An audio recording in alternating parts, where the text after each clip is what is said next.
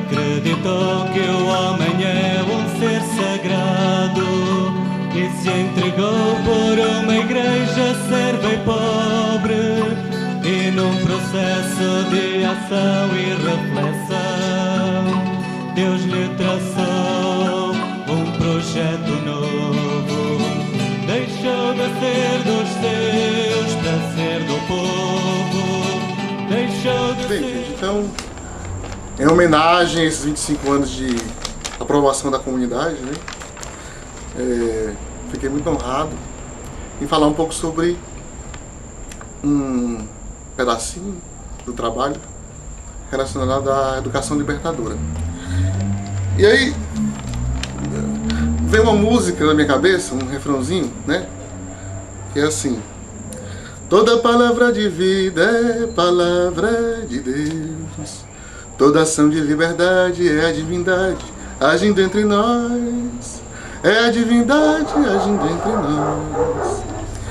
Assim, a grande sacada do movimento, né, eu acho, foi ter pego, né, dentro de uma visão de igreja, de uma visão do projeto de Jesus Cristo, né, ter se servido de um grande espectro de coisas, de reflexões, né, que fundamentavam a sua ação como movimento, sua ação evangelizadora, né. E assim, então eu comparo o movimento a uma cornucópia, né. Cornucópia é uma concha bem grandona, né, que o povo dizia que saía comida, né. Você podia, quanto mais você tirava comida gostosa, bebida, mais saía, né. Então, um ingrediente importante desse banquete, né, o grande componente dessa cesta, né, desse banquete humano, é a questão da educação libertadora, né. E a educação libertadora foi algo que surgiu nos movimentos de base, né, os movimentos de igreja, os movimentos de libertação na década de 60, e que Paulo Freire, que foi seu grande baluarte, conseguiu traduzir, né, traduzir a sabedoria do povo. Não sabedoria popular, né, mas a sabedoria da luta, né. Quem estava na luta tinha um modo de trabalhar, né, e aí ele soube traduzir isso e obviamente refletir sobre isso e conseguiu dar uma forma a essa educação libertadora. Enfim, e aí para nós a educação libertadora, né, é uma educação radical, né. Responde a pergunta: quem é o homem? Para onde ele vai? E a gente concebe, né, esse homem como um homem utópico, né? Tá sempre melhorando, tá sempre querendo mais, e a esperança, né? A esperança no homem. Enfim. Bom, então essa educação também faz uma crítica à sociedade, né? As suas instituições, as práticas opressoras, né? E propõe uma prática social baseada no diálogo, tá? Pronto, chega de teoria. Enfim, falar aqui da minha experiência no movimento, onde eu aprendi isso, né? Então, no movimento, essa educação libertadora, a gente não falava dela não, assim, não era falado: olha, isso aqui é educação libertadora, né? A gente vivia essa educação libertadora. E aí, ou vive, né? Penso que ainda vive, né? Através como as coisas eram feitas, né?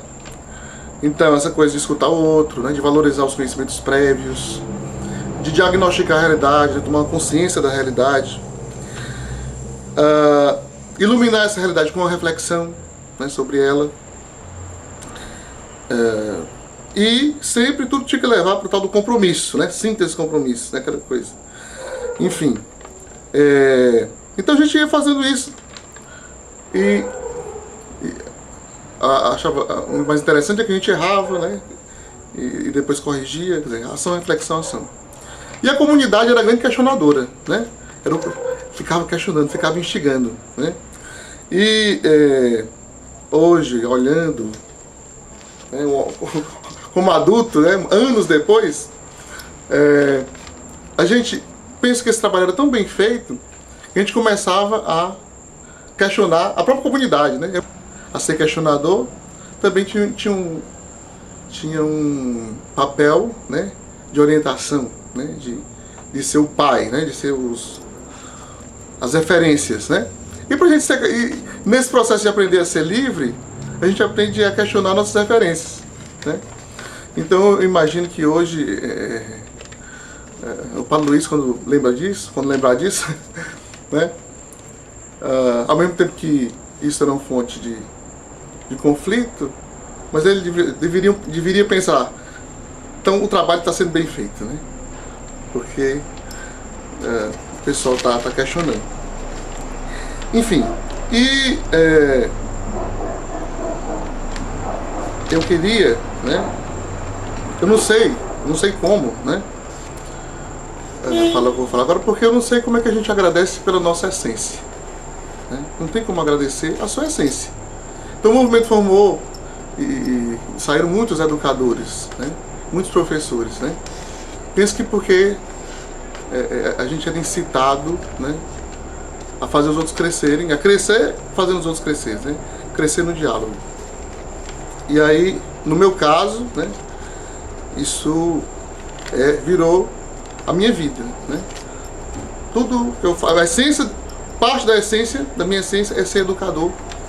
E tudo isso eu devo à minha experiência no movimento, a convivência com os pares da comunidade, né, com os jovens do movimento.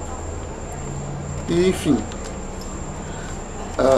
se nós, professores, educadores, né, que saímos do movimento, estivermos fazendo algum bem à sociedade, algum bem a outros jovens, nos ambientes que a gente está, eu penso que parte desse crédito com certeza vai para a comunidade, para o movimento. Valeu.